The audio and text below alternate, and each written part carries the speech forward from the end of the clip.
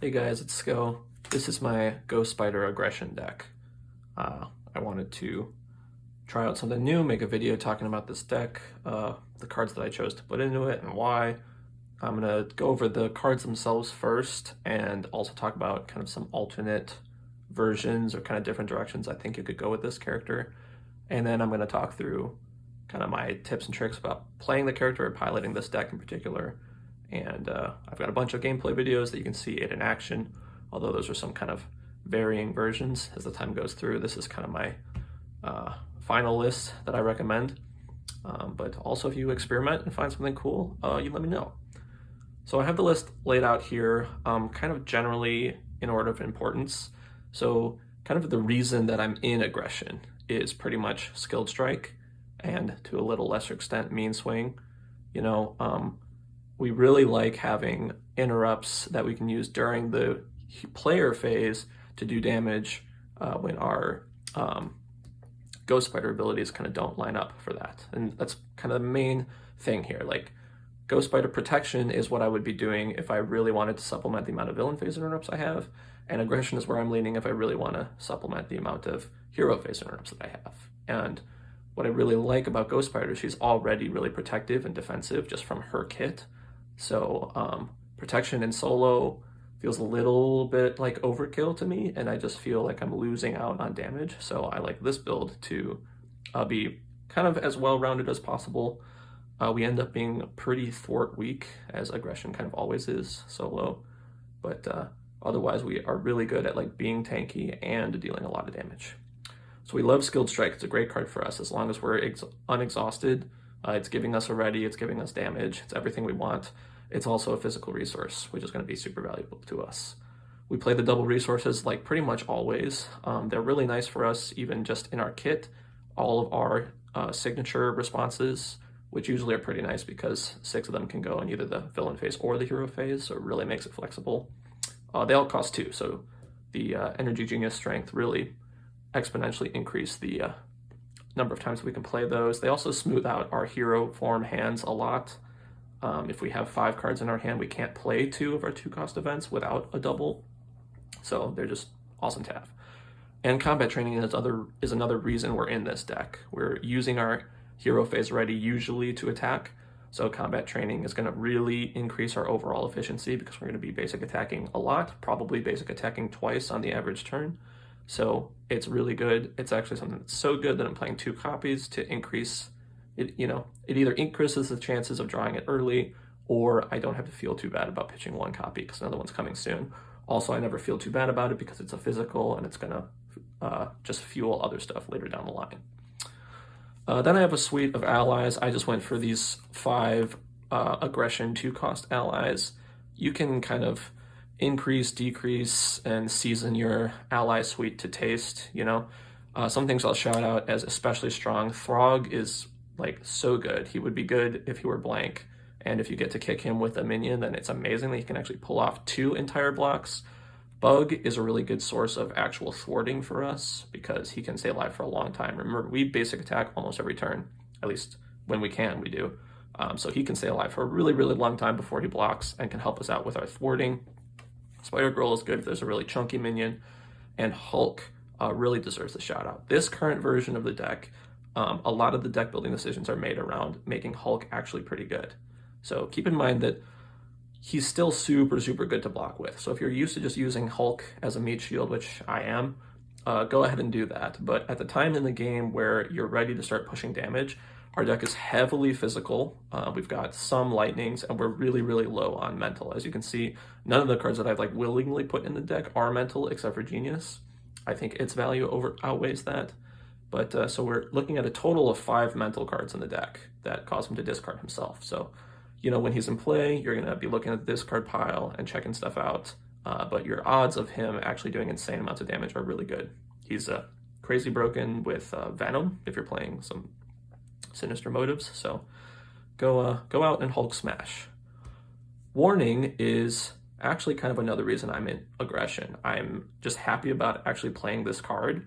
When we use it, it's super efficient because if you consider our hero ability as part of its value, then it's a 0-cost block for 4, which is awesome. actually getting it to fire is kind of a little RNG dependent. I'm normally playing stuff that's kind of difficult enough, or there's enough pressure going on that we can trigger these really reliably. But since warning is like this really good basic villain phase interrupt, that's pretty much why I'm in aggression, because I feel the need that these are okay for defense and I want to supplement my offense. We've got Yarnbjorn, who is just a really good card, kind of along the same way as combat training. We're going to be attacking a lot. Having a way to pitch cards is really good for us, because a lot of times we have a 0-cost interrupt and a 2-cost interrupt and an extra card in our hand. So Yarnbjorn is a great way to make use of that. He's also going to fuel mean swings, which are super awesome interrupt for us. Plan B is a card that I really like. I haven't seen a lot of people playing this, and I don't actually know if it's featured in a lot of the gameplay videos that I've posted of this, but alongside Yarnbjorn, it's a little redundant. It's kind of like a second, weaker copy. It has pros and cons to Yarnbjorn, of course, but you know, for the same reason, sometimes we have 2 cards left to develop one of these, and sometimes we have 1 card left later to pitch to one of these, and it just increases our overall damage output. It's something I really like about being able to efficiently use the rest of our hand whenever the resources don't line up in a normal way, which is kind of awesome with our deck. And sometimes we're not able to plan things ahead of time because we're drawing mid-turn or during the villain phase or during our hero phase with our web bracelets. And so having kind of catch-all ways to spend cards is just great. This is one of my favorite cards in the game now, I think. Symbiote Suit is awesome. I will say that it's kind of an acquired taste, and if you're not really into it, you're not going to be into it.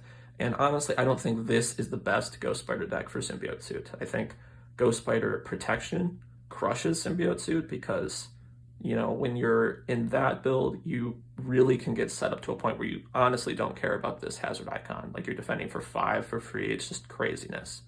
Here, we're squishier in general, and this is more about gas. And so basically, if you're playing against a very difficult scenario, I don't really recommend playing it until towards the end of the game where you really want to run to the finish line. If you're playing against something kind of easier, like I have a play against Mysterio, I think, then you can slam this down early and just, you know, be cranking it to 11 throughout the entire game. And it's a ton of fun. It gives us a ton of stuff we want: tankiness, hand size. It increases our basic powers for when we're defending and attacking the villain phase. Just amazing card for us, super fun. In the meantime, it's a wild, which can help kick our mental kickers that we need while also being used as physical kickers. It's just like, I love it. Play Symbiote Suit. But also, if you just hate it, this is a card you could totally cut, because a lot of games it doesn't get played at all. Then we got Power of Aggression. This is great. It helps us play our allies. It's a wild, which can fuel our physicals or our mentals. And it's also kind of coming in here with a package as with Hand Cannon and Mean Swing. So basically, these guys are here to play Mean Swing as another, you know, copies 4 through 6 of Skilled Strike. Like, if I could play 6 Skilled Strike, I would, because it's much less conditional. But pretty much, Hand Cannon is just a fair card in the first place, really useful sometimes, especially if there's a lot of minions.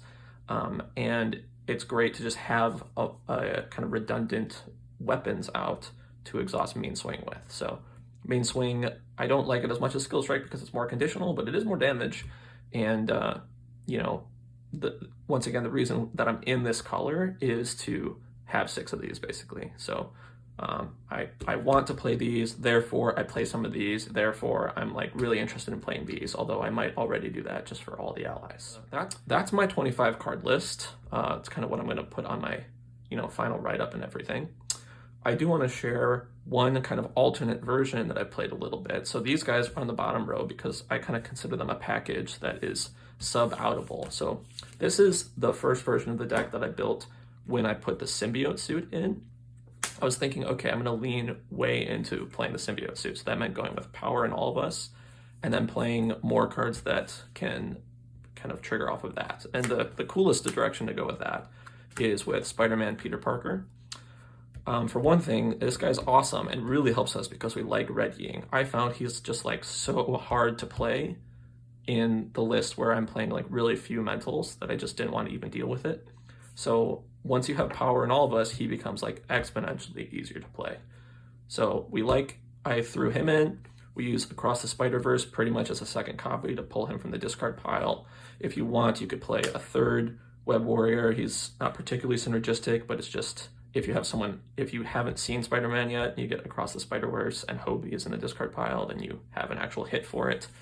And then I would play other basic guys like Ironheart or Nick Fury. And you can kind of, go as deep into the basic package as you want or not. So this version of the deck, as you can notice, it has a lot more mental in it. So if you're playing this version, I wouldn't exhaust Hulk pretty much ever. Yarn Bjorn is going to be slightly weaker. It's strong.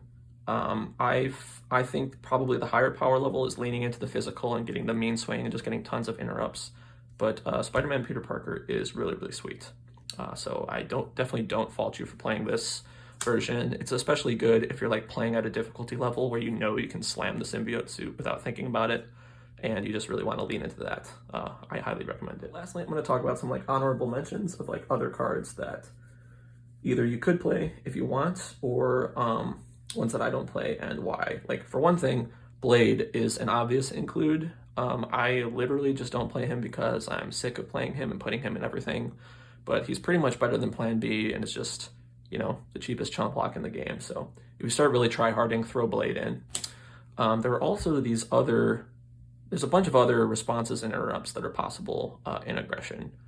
And I just wanted to talk about why I chose the ones that I did. Basically, it's about them being much less conditional. So all the interrupts and responses are kind of balanced by like how likely it is for a situation to arise in which you can play them. And what I love about Skilled Strike and Mean Swing is they just require me to be ready and to attack, which is something I definitely want to do, and the whole deck is kind of built around. Chase Them Down and Moment of Triumph, both are sweet, but they both require like a minion to be in play that I attack and kill, which I find to be like just not consistent enough to warrant their inclusion.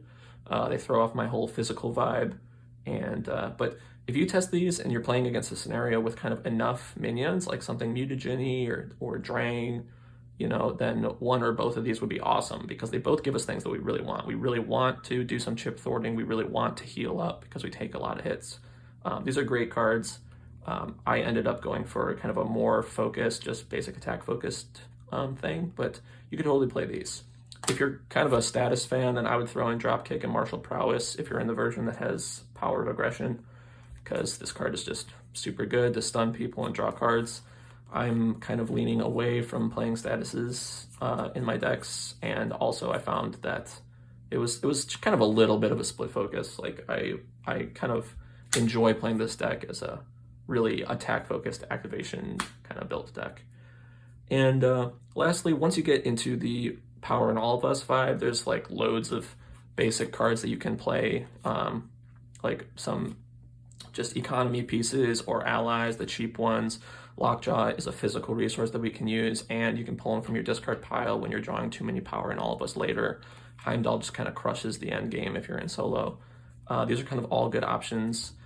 Keep in mind, Helicarrier you actually can use on your signature attacks like Phantom Flip and Ghost Kick when you do them on your turn, because you can play this first, then do a thing that triggers them, and then play them, and it will still be reduced by 1 by Helicarrier. So that's a pretty nice include. It's a physical, you can go for it. I found that the curve of this worked out really well, and I'll kind of talk about that when I describe playing the deck. But yeah, hope you enjoyed the walkthrough. All right, now I'm going to talk about actually playing the deck. What I love about this deck, basically about Gwen, and this aggression version specifically, is that it's a lot like playing Protection. It's like really interactive with the villain phase. You take about half of your turn every villain phase.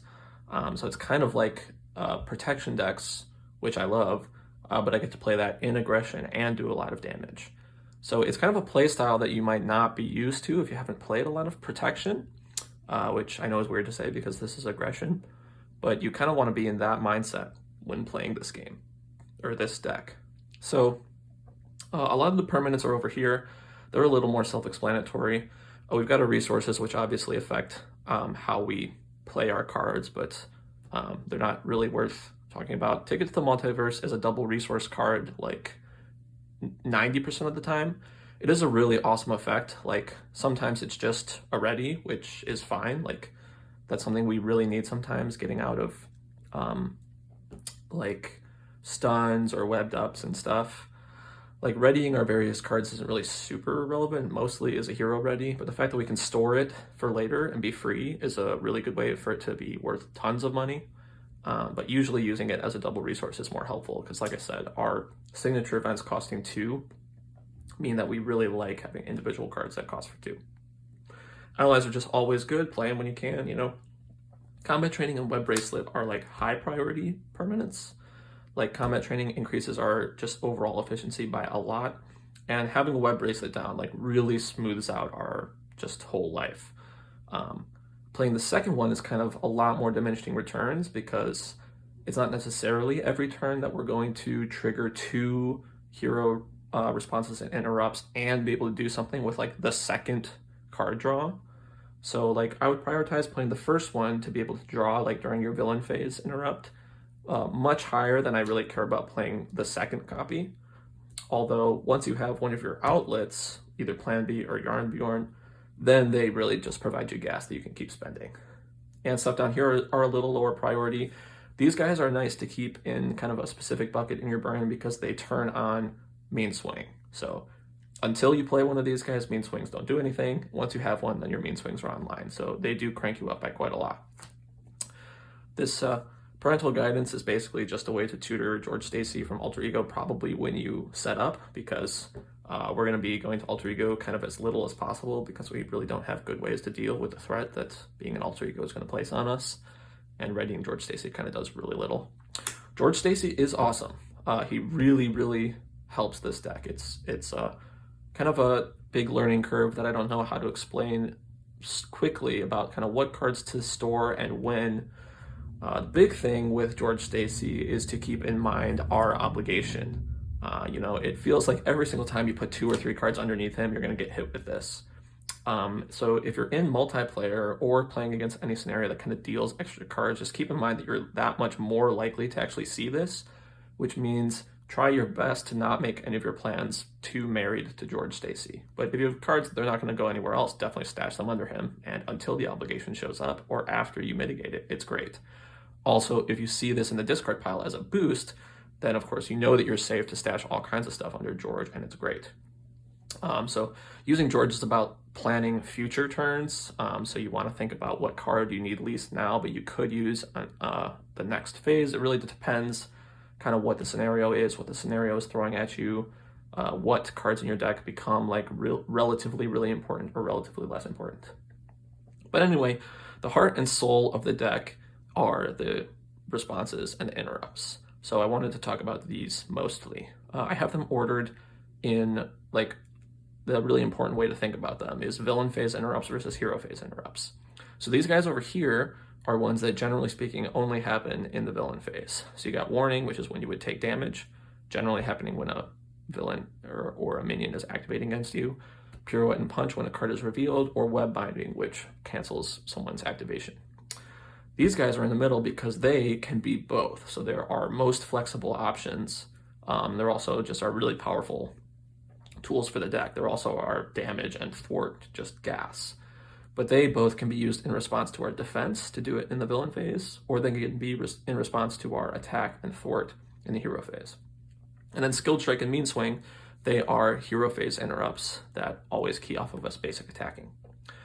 So what you need to do when you're playing this deck, which I'm talking about like the protection mindset, is you look at your hand before the villain phase starts, and you need to plan ahead then about what you're going to do, okay? It's much worse if you're just kind of strolling along and letting the villain phase happen to you. You want to be planning ahead. You'll notice in all of the playthrough videos, or hopefully all of them, every time I draw up to my hand size, I'm kind of looking at my hand and making my plan about the future turn and doing my best to execute that plan. So basically how that plan making work, or the level 1 version of that, is see if you can pull off a villain phase ready and a hero phase ready, which means if you have one of these cards and one of these cards, then think about how useful those things chaining together is and see if you can get that kind of free 3 defense and free 2 attack into your you know, operations. That's kind of, the whole deck is built around trying to do that as much as possible. So kind of whenever you can, you kind of are going to step through that plan. And then when anything diverges from that, you want to be able to do all the math to think about what you're missing out on by doing that. So like if I'm playing Hulk, then I'm losing the ability to do my Ghost Kick hero activation, which means I can defend in the villain phase, but ready with pirouette and punch, but I won't be able to do something in the attack. You know, like, I don't know, I can't really make up a ton of specific examples, but you're going to look at your cards, you're going to think, I mean, really the first thing you need to look at is which ones you can trigger in the villain phase, and think about how conditional they are. So warning is a good one to spend some time thinking about, because it says when you would take any amount of damage, reduce that amount by 1. You don't want to use this really when you're ready as a general rule, because it's just weak. So this means usually you're going to be using this after you exhaust to defend, which means if the villain doesn't do more than 3 damage, you can't even trigger this. So there are a lot of times when this becomes a lot more certain. Like if there's a minion out, then you can just always trigger warning after defending the villain. Or if they have some shtick that deals damage to you, like Venom Goblin's thing that does indirect damage, you can kind of always make it happen. But if warning is your plan, just think about how conditional that is. And maybe it's really best to have kind of 2 possibilities for the villain phase, and like kind of use warning as the cheap one that isn't necessarily going to happen, but if it does happen, it's really nice to just get free damage reduction. Pirouette and punch is a lot less you know, situational, because you're always going to be revealing an encounter card. Whether it's like good and efficient is another thing. Keep in mind that you can play this card on cards that don't have when revealed effects, and sometimes you kind of have to do that in a beggars can't be choosers kind of way. You still deal damage to the villain equal to at least 1 based on how many boost icons are on the card, but you won't actually cancel it if it's not like a treachery. So keep that in the back of your mind. Web binding is a nice one, but it's kind of weird for a few reasons. We don't really want to use this as our like thing to ready in the villain phase, because it's relatively rare for us to exhaust and then have the villain activate like again. So it's pretty much only good if the villain activates twice, which is why this deck like really doesn't lean into it. You know, it has the requirement for mental, and we're pretty much actively avoiding mentals. You are going to be able to play this fairly often, probably more than you might think, because of the wilds from Power of Aggression and from Ticket to the Multiverse and the Symbiote suit. And her own kit has 5 mentals in it, these guys, and the ticket, which I already mentioned. So this is just not a super important part of this deck build. It is really strong though, and sometimes you don't care about using the ready, and it's just a lot better to just cancel an activation entirely. So do that when villains have super strong activations and you can pull it off. Ghost Kick and Phantom Flip are kind of the most flexible ones, so they're things they're really contextual and you really want to think about. Something that's really nice about Phantom Flip is you can use it to remove hazard side schemes before they deal the hazard card to you. So that's something great to think of. Like similarly, Ghost Kicks drawn on a future turn or stored under George Stacy can destroy minions before they deal their damage to you. So keep that in mind. And then these guys are super easy to use and they're cheap in the hero phase. So generally speaking, if you have one of these, it makes your whole turn planning pretty easy, because you know if you go into the hero phase ready, you're going to play one of these, attack twice, and do at least 6 damage, which is great. Generally speaking, I find myself kind of more hurting for villain phase readies, and if I can figure out a way to ready in the villain phase and do that efficiently, then I'm really happy about moving into the hero phase, use one of my cheap interrupts, do a bunch of damage, and, you know, crush villain souls.